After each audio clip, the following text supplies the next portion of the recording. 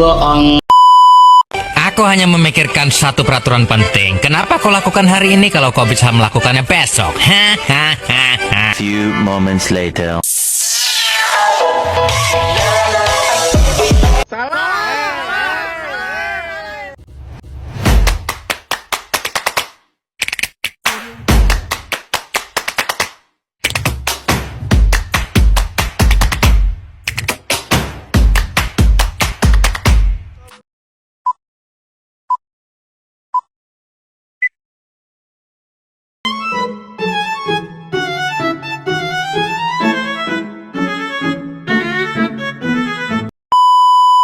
Assalamualaikum warahmatullahi wabarakatuh. Halo semuanya, perkenalkan nama saya Siti Bainah dengan NIM 220673. Saya dari kelas RA2 jurusan manajemen. Nah, di video ini saya akan memaparkan materi yang sudah dipelajari di pertemuan-pertemuan sebelumnya di mata kuliah manajemen kinerja yang diampu oleh Bapak Muhammad Teguh Setiadi SEMM.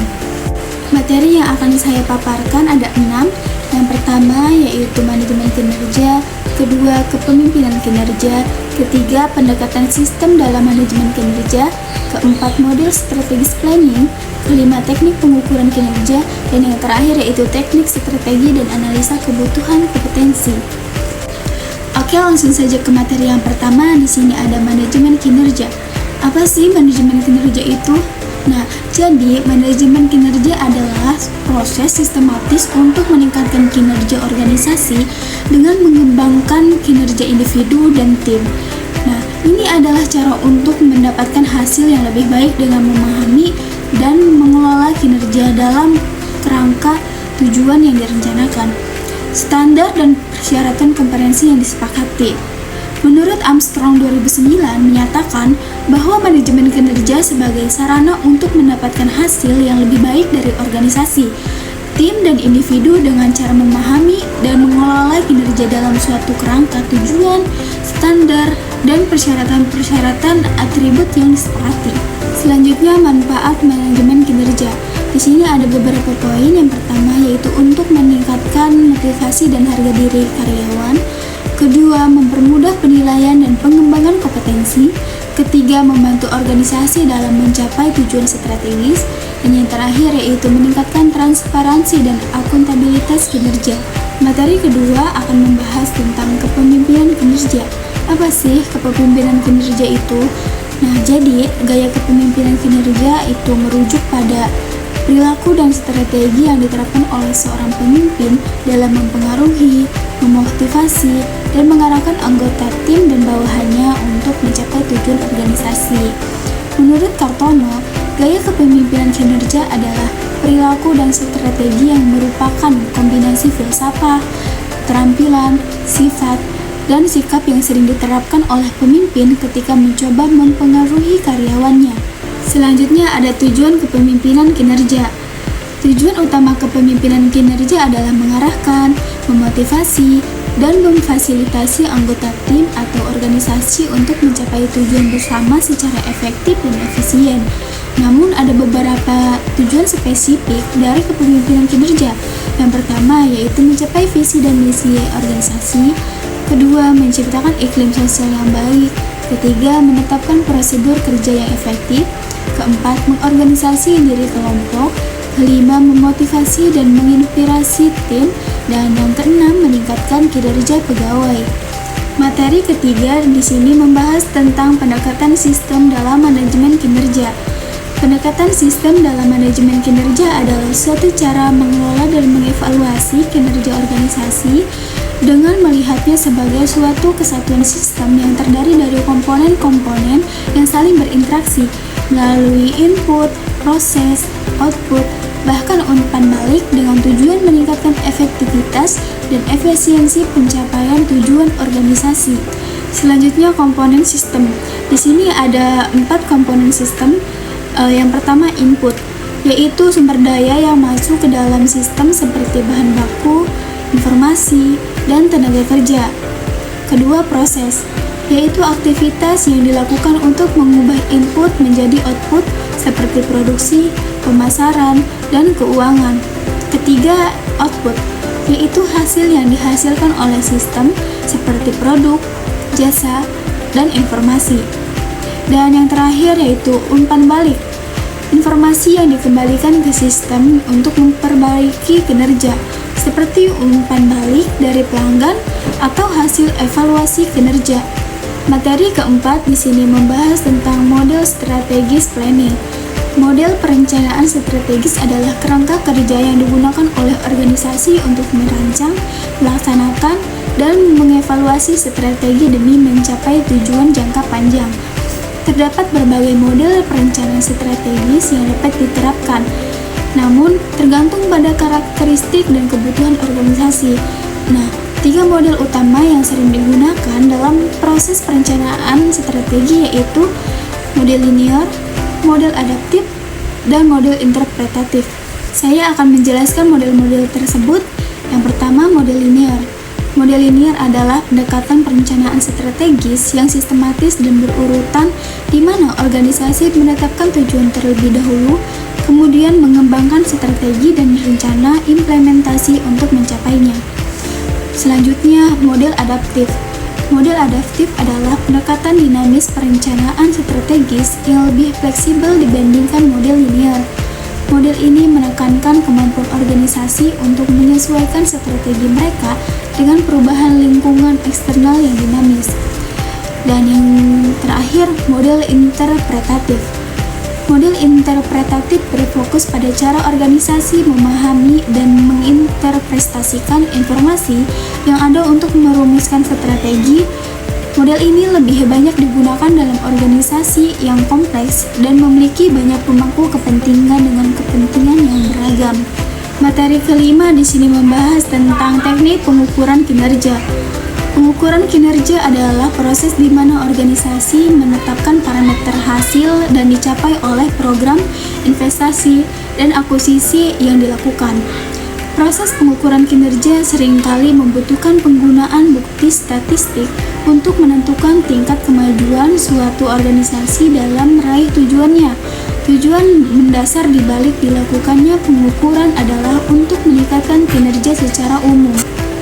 Selanjutnya, Key Performance Indicator. KPI adalah indikator yang digunakan untuk mengukur seberapa efektif suatu organisasi atau individu dalam mencapai tujuan yang telah ditetapkan. KPI bersifat kuantitatif dan dapat diukur secara langsung. Contoh pada keuangan atau ROI dan margin laba. Pada operasional atau waktu siklus produksi, jumlah unit yang diproduksi. Pada karyawan atau tingkat absensi, retensi karyawan. Selanjutnya ada metode evaluasi kinerja. Evaluasi penilaian kinerja karyawan merupakan faktor penting yang harus menjadi perhatian dan pengelolaannya secara baik oleh perusahaan. Mengingat karyawan merupakan aspek dan aset penting dalam mendukung dan meningkatkan stabilitas dan produktivitas dari perusahaan. Teknik tindak lanjut dalam pengukuran kinerja. Setelah melakukan pengukuran kinerja, penting untuk melakukan tindak lanjut guna memastikan bahwa hasil pengukuran tersebut diterjemahkan menjadi langkah-langkah yang dapat memperbaiki dan meningkatkan kinerja ke depan. Selanjutnya, teknik memaksimalkan kinerja. Memaksimalkan kinerja adalah tujuan utama dalam manajemen kinerja.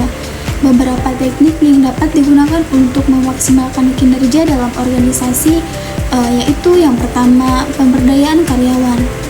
Memberikan otonomi dan kepercayaan kepada karyawan untuk mengambil keputusan dapat meningkatkan motivasi dan kinerja mereka. Kedua, pelatihan dan pengembangan. Menyediakan pelatihan yang berkelanjutan dan peluang pengembangan bagi karyawan untuk meningkatkan keterampilan dan pengetahuan mereka. Dan yang ketiga, feedback yang konstruktif. Memberikan umpan balik yang jelas dan membangun agar karyawan tahu apa yang telah dicapai dan area yang perlu diperbaiki. Materi yang terakhir atau materi yang keenam di sini membahas tentang teknik strategi dan analisa kebutuhan kompetensi. Pengertian kompetensi. Kompetensi adalah kombinasi dari pengetahuan, keterampilan, dan sikap yang dibutuhkan seseorang untuk menjalankan tugas atau pekerjaannya secara efektif. Analisa kebutuhan kompetensi.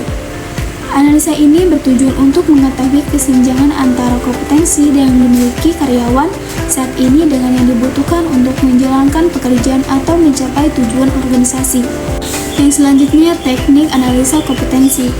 Di sini ada beberapa teknik yang dapat digunakan. Yang pertama yaitu wawancara, mendalami pemahaman dan keterampilan karyawan.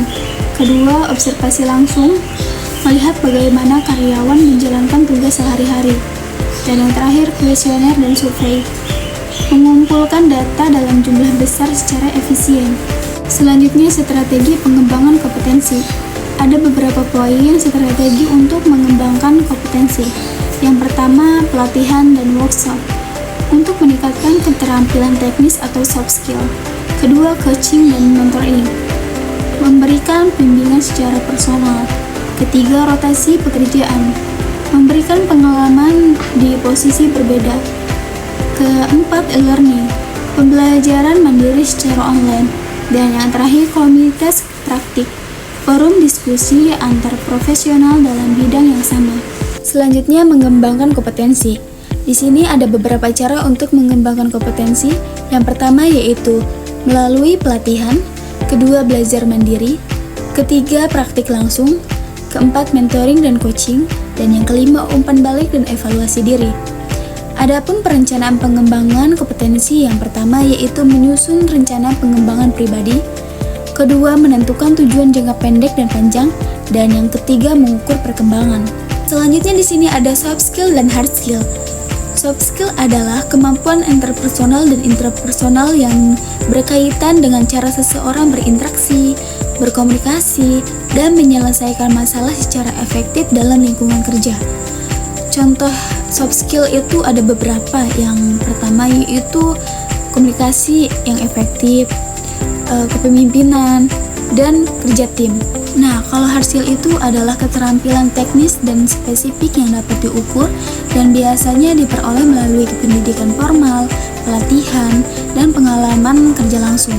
Contohnya, kemampuan mengoperasikan software, bahasa asing, akuntan dan keuangan, dan pemrograman komputer. Selanjutnya, identifikasi kompetensi aparatur. Identifikasi kompetensi aparatur adalah proses untuk mengetahui kompetensi inti, manajerial, dan teknis yang harus dimiliki ASN agar mampu menjalankan tugas secara efektif, efisien, dan profesional. Adapun tujuan identifikasi kompetensi, yang pertama yaitu menentukan kebutuhan pengembangan SDM, kedua menyusun standar kompetensi jabatan, ketiga mendukung sistem merit atau rekrutmen, promosi, dan mutasi, keempat menyusun rencana pelatihan dan pengembangan, dan yang kelima meningkatkan kinerja organisasi pemerintah. Faktor-faktor yang mempengaruhi kompetensi. Faktor-faktor yang mempengaruhi kompetensi seseorang baik di lingkungan kerja pemerintahan dan sektor lainnya. Yang pertama, pendidikan dan pelatihan. Pendidikan formal memberikan dasar pengetahuan teoritis, dan pelatihan kerja meningkatkan keterampilan praktis dan teknis. Kedua, pengalaman kerja. Semakin banyak pengalaman, semakin luas dan dalam kemampuan seseorang dalam menangani berbagai situasi kerja nyata. Dan yang ketiga, lingkungan kerja. Budaya organisasi, baik kepemimpinan, dan suasana kerja sangat berpengaruh terhadap perkembangan dan penerapan kompetensi. Selesai sudah materi yang dapat saya sampaikan, dan jika disimpulkan yaitu manajemen kinerja adalah proses sistematis untuk meningkatkan efektivitas organisasi melalui pengelolaan kinerja individu dan tim. Hal ini didukung oleh kepemimpinan yang efektif, pendekatan sistem yang menyeluruh, serta perencanaan strategis yang tepat. Pengukuran kinerja menggunakan indikator seperti KPI untuk menilai pencapaian tujuan. Untuk memaksimalkan kinerja, organisasi perlu pemberdayaan karyawan, memberikan pelatihan, dan umpan balik yang membangun. Analisis kompetensi juga penting untuk menutup kesenjangan kemampuan dan mendukung pengembangan SDM. Dengan pendekatan ini, kinerja organisasi dapat ditingkatkan secara berkelanjutan. Demikian materi yang dapat saya sampaikan. Semoga dengan adanya video ini dapat bermanfaat dan memberikan wawasan bagi kita semua. Terima kasih atas perhatiannya. Mohon maaf bila ada kekurangan dalam video ini. Wassalamualaikum warahmatullahi wabarakatuh.